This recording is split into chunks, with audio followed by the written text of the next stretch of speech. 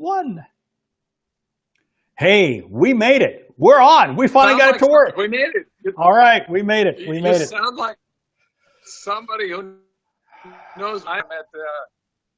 You see the skyline behind me. Can you see? You got it. So where the are we at today?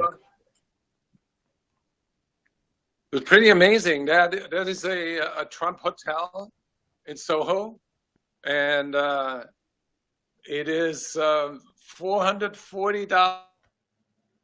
And it's amazing. You look at this suite.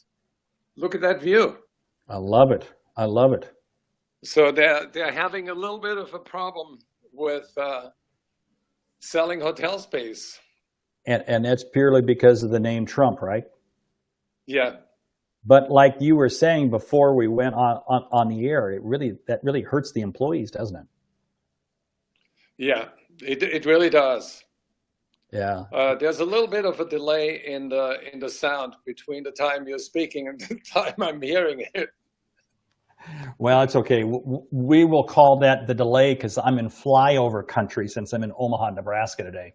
So, and Warren must. Is that a TV behind you? Yes. Yes. That is a TV. How did you manage that? How did you beam this up? How does that work? I'm using BeLive.tv. That's what we're using here today. Right. Yeah.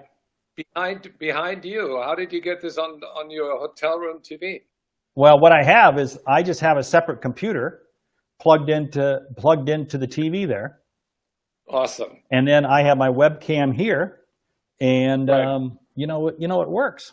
And it's brilliant. Yeah. Oh yeah. Wow. And who knows if I were to click the PowerPoint forward, who knows what would come up next? But we really don't want to go there. So anyway, but hey. So we have an audience out there, and there are a lot of people that want to know how to do better in sales. How are we going to help them now? You know what? I think we help them because, like that book you've been working on, really it comes down to right here, right there.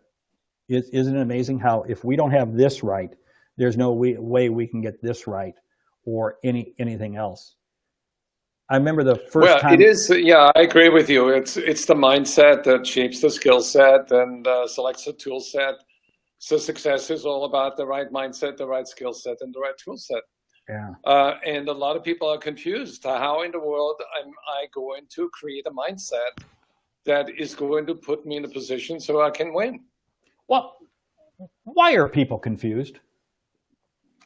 Why? It's very simple. You know that research by NIH that says that we're experiencing about 60,000 thoughts a day, and 80% of those thoughts are negative. So with all that massive negativity, you have very little chance in making headway. And when you talk to a lot of people, how are you? They say, well, hang in there. So that they don't give you a positive picture of their mind because they see more doom and gloom than progress and opportunities. And that's why people need to create a mindset that is open to everything and that is positive, that's optimistic. And people need to learn how to be grateful for what they have. And people need to learn how to manage their self-talk. Does it start with everybody always thinking it's somebody else is the problem versus themselves? I would say that a lot of people have self-doubt and they question their own thoughts. They feel a little helpless and lost in the present moment. They get exposed to a lot of negative information that they don't know how to process and how to organize and how to dismiss. And they don't know how to focus on goals. I'll give you one example. When I ask people in a room of even CEOs, how many of you have written goals at this point? Less than a third of the hands go up. What? Yes. Well, you start asking that question. Nobody puts their goals in writing. You know, does this come back to we live in a reactionary world versus an actionary world? Well, it's true. Zig Ziglar said a long time ago that there are two modes of operating. One is to react to situations, and the other one is to respond to situations. And responding is all about responsibility and commitment. And a lot of people, don't focus on their goals. And that's why it's so important to help people understand that the goal is really the jet engine that you strap to your back that gets you to where you want to be, providing you have that jet fuel, which is called the why. And the bigger the why, the bigger the try, the easier the how. And people are more wondering generalities instead of being meaningful specifics. You know what's kind of interesting there, if you think about this, is the reason people don't want to set goals is because they don't want to fail. Fear of failure is a big handicap that people don't want to risk, rejection or failure, and they think they're awfulized about it. And on the other hand, failure is part of winning.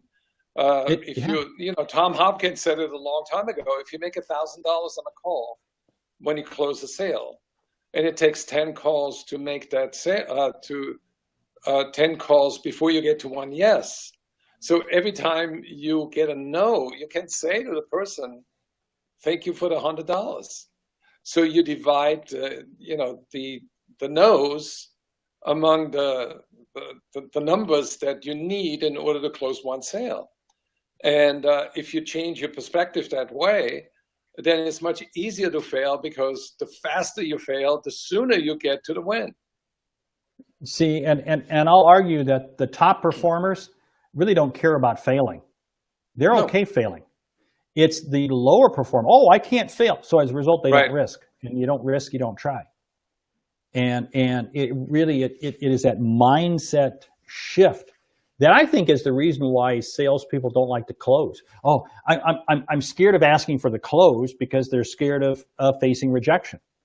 So as a result, they don't close the sale. Right. They don't prospect because they're going to reject me. They're going to hang up on me. They're not going to do, and it's this whole fear of failure creates the failure. The fear of failure creates the fear of starting. Right. But there's also another issue, which is that people don't understand their physiology. It is the physiology that changes the psychology and changes the energy. So, for example, when you stand up and you hold your arms over your head and go into the victory position, then you have more energy. Your voice changes and everything changes. Your whole physiology changes. And you feel better and you feel more excited. And that's what people need to do. They need to manage their energy. It's the same thing with smiling. You know, what I do when I going on stage, I prepare myself. You know, I've an exercise I did the other day with somebody. You know, you ask people to stretch out their arms, okay?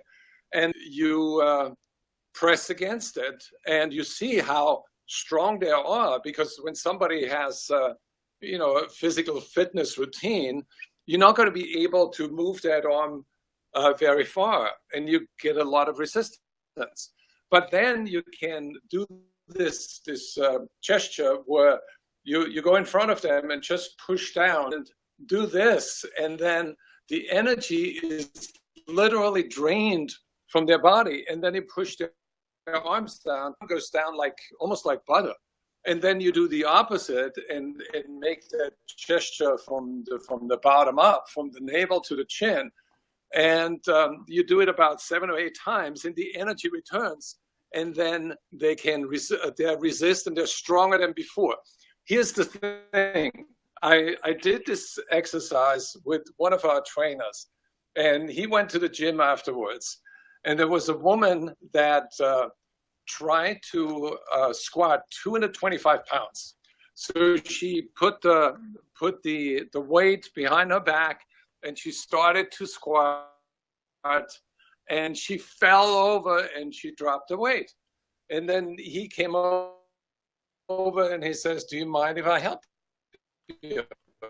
And she's, "What do you have in mind?" And he's like, "Can you be able to lift that?" And she says, "Go ahead." So he did that movement where, you know, he made that movement from to it 7 or 8 times. It took maybe 20 seconds. Then she racked it up again, put the weight on her back, and did 5 squats perfect. And Wow. she says, "What did you do to me? I've never been able to do this in my life." So the physiology changed her mentality of her ability to believe that she could do it. Right, right. But it's not just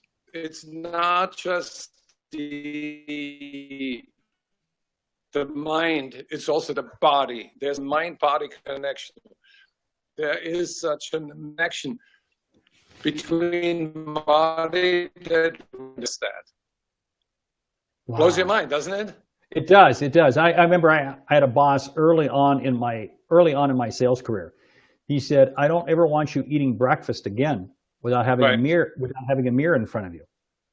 Right. Because he said you had the most dour face I've ever met, which is really, Right. really a compliment to a 24-year-old. But you know what? It was interesting. But his whole thing was that your mental outlook it is shaped by your physical outlook. And yeah, Right. it is amazing how I think salespeople are so quick, and I'm guilty of this, that it's always quick for us to pass blame as to why something isn't happening Right. on something else. It's because of, something else, something else. See, there's something else that I do where before I go on stage,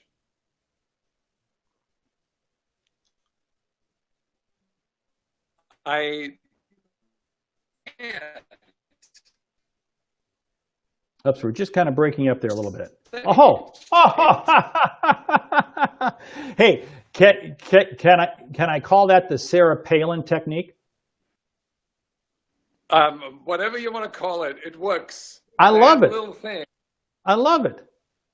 it reminds you to smile. Yeah. And I learned it actually from Brian Tracy, because when Brian Tracy was doing videos for his educational videos, he has a kind of a serious face, and the producer said, "You got to smile." So they drew a huge smiley face on a flip chart and placed it next to the camera so that it would break up sort of the routine. And he would get excited, get very serious and very, very intense, but then you started to smile again, and it made for a better video. That's interesting, because I was speaking at a conference, a rather large conference, and before you went on stage, from behind the curtain, they had pictures, just friendly face pictures, and some were kids' drawings and so forth. And it was kind of funny, because I initially what the heck is this? But then I began thinking, wait a minute, you know what? As I'm looking at them, just before I go on stage, it's changing. Right. I'm starting to kind of wow, this is kind of cool. This is neat. Here's some kids' drawings, and here's some other things. And it was that psychological piece to prepare you for going on stage. That's cool. Those are all the tricks where you can create a mindset that is accepting, that is where you can focus. A lot of people, they're not in the present moment. They're not, they're not with it, if you want.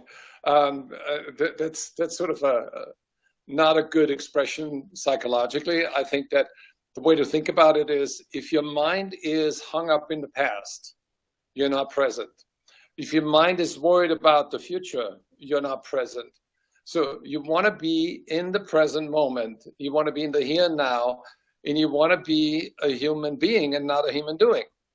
And when you make a sales call, you want to be present with the customer. You want to be there for the customer.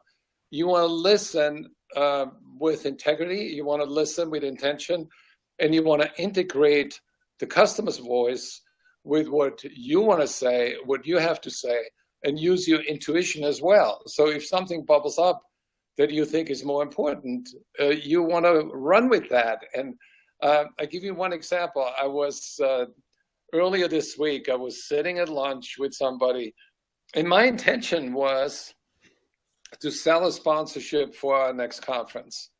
And I thought I'd take a wider radar screen and dial in and see what's on his radar screen. And I asked him, what are some of the biggest challenges that you're facing right now?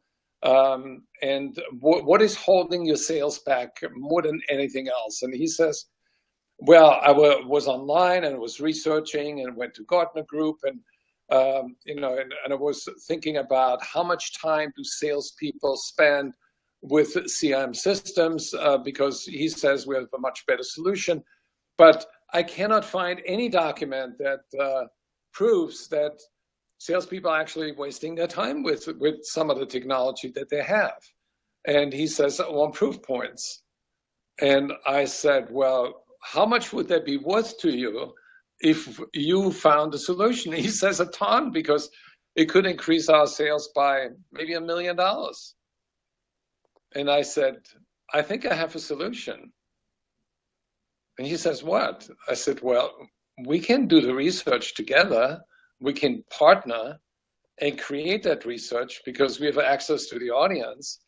And then you have something that's validated, that's scientifically correct, that where we get 200, 250 qualified responses. And then we publish that, and then you can use it with your sales team. So all of a sudden, his face changed, and so that burden was lifted. And he wasn't really planning to talk about that idea, but I was just having a bigger radar screen, and that's how it came up. But now think about that. If you had not been willing to listen to him to begin with and hear what he was asking, you never would have known what road to go down. Right.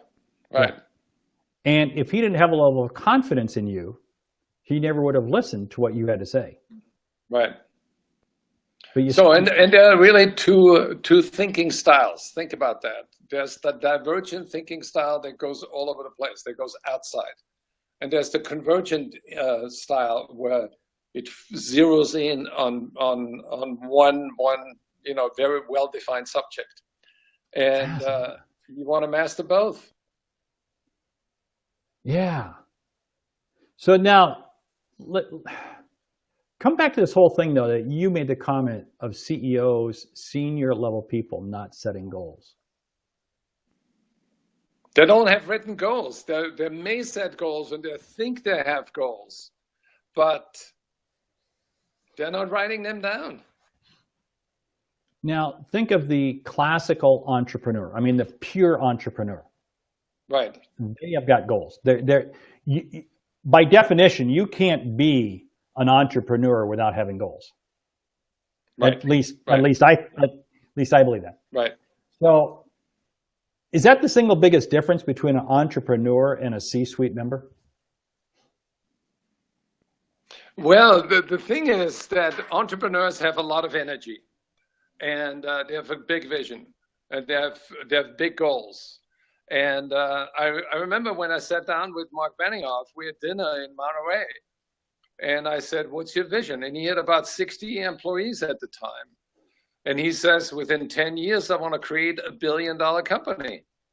And I said, Mark, how many Mai Tais have you had? Because a lot of people told me that. And he says, I have a very clear vision of where I want to go. And I have a plan for that. And I saw it in his eyes that he's going to deliver. He delivered like in 7 or 8 years, faster than anybody else that I know. Yeah. So there is something to be said about being focused. And a lot of people lose the focus because they get sidetracked by their own anxieties. They get sidetracked by, big problems. Or I don't know. There's so many obstacles of an idea. So it's very hard to sort of pinpoint, what throws people off. But those that succeed, they always reset their goal. They have clarity about what they're doing, and the bigger the why, the bigger the try. I Yeah. shared with you that story with James Buster Douglas, who became the boxing world champion 25 years ago, I believe. It was like that fight in Tokyo where he knocked out Mike Tyson. And then they asked him, how did you have the energy? Because in round 7, he was knocked down by Mike Tyson on the count of 9. And in the next round, he punched Mike Tyson a couple of times. And then the next round, he actually knocked out Mike Tyson, and he was out count of 10. And then the reporters asked him, where did you find the strength to get up and fight back and win? This was the biggest upset in boxing history. And he said, well, I promised my mom that I'll become the world champion, and I've never succeeded. And this was my chance, and my mom passed away like a month earlier, and I felt I had to pay back my debt. And he made that commitment, and nothing could keep him down. He got up and won. So that's a typical example that the why is so important. That's absolutely fascinating, because if you think about that why suddenly becomes so powerful to create the clarity as to why you're doing what you're doing. And if you think about Benioff, what he's created at Salesforce is absolutely mind-blowing. But now you stop and think about that. It's not only what he did, but it's what he didn't do. Because along the way, he could have gotten sidetracked in any number of different areas.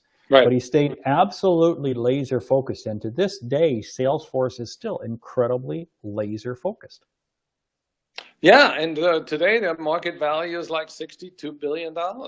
Yeah, not bad. Not bad. Yeah. Not bad for a guy who loves to run his business from Hawaii. And I love what he's done. And I love the culture that he's created in the company. Yeah. Yeah. But that's not, there are many stories. The person that I'm really fascinated by is a competitor, is Hasso Plattner. He's the co-founder of SAP. Mm-hmm. And he co-started the company in 1972, a lot earlier than Salesforce.com. And SAP today has a market value of $125 billion. It's more than twice the size of Salesforce. And they have over 80,000 people. And Hasso is now worth about $12.5 billion. And he created a Hasso-Plattner University in Potsdam, near Berlin in Germany. And you can actually enroll in a course that he's teaching at the university. And, there are amazing courses for computer scientists where you can learn for free. And it's open to students around the world, which is amazing. And he is, he's coming out to Palo Alto every once in a while, and he's very humble, and he's very, very smart, and he's giving back. So his why is to give back. So every entrepreneur has different motivations. Do you think that was his original goal, to give back? Oh, no. Or did that come after he achieved other goals? The original goal for many entrepreneurs is the idea. Mm-hmm. It's almost like a baby. They want to turn an idea into reality, and that's the challenge. To create something that didn't exist before. I've been fascinated by the idea of creating a publication, Selling Power, back in 1981, and it didn't exist. And I wanted to help salespeople become better. And it was my original idea, because I thought if I contribute content that they can use, they can sell more, they can do more, they can be happier, and I make a contribution. And I build it up to the largest sales management magazine in the country. Oh, without doubt. Without doubt. Yeah. And now you have morphed it into a multi-platform Yeah, we tool. have a multi-channel media Right, company. We right. do video, we do webinars, we do the Sales 3.0 conference. I published 16 books, and now we have created the Peak Performance Mindset, and we've already certified 40 trainers, Yeah. and we're bringing it to Europe, and we're bringing it to South America. And my goal is to impact over 1 million people with that. Which really, peak performance mindset will be the greatest thing you ever accomplish. Because without a doubt, that is truly a life-changing thing. And if you think about it, that really is a culmination of everything you've been doing up to that point. It just, Right. you keep getting a bigger platform, bigger platform, bigger platform, which really maybe is another piece regarding entrepreneurs. They see their goal. Your original goal was to create that magazine. Right. You could not have visioned what would have happened with the World Wide Web and everything else.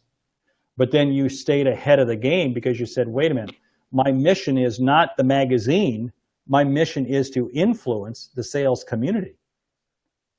However, Yeah, and to help get better. And here's where I see the need. As I watch the progression of technology, I ask myself the question, if technology is getting better, what are we going to do to help people get better? So it's not just about success and motivation, but it's about creating a new mindset for people that they can help improve the world. So we're going to have a better planet. So what is the single thing that people need to be doing from a mindset change?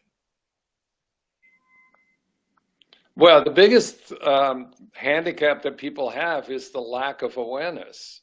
They're not aware that they're empowered. They're not aware of the executive function of the brain. And brain scientists teach us that the executive function, the prefrontal cortex right here, is the inner CEO. And everybody is born with that equipment. Why not use it? It's the same thing that, when Roger Bannister ran the 4-minute mile, a lot of other people in that same year broke the 4-minute mile. And it's the same with the prefrontal cortex. The moment more people realize they have that prefrontal cortex that they can use and be the inner CEO and to assume responsibility, their lives will change and they will have more power over the negativity that they're experiencing. They can make peace with the past. They can live in the present moment and they can design their future. That's amazing. But how do we change that from being one of following, just like the Roger Bannister, as soon as he broke the 4-minute mile, everybody else did it? How do we be the Roger Bannister to be the one to break that barrier?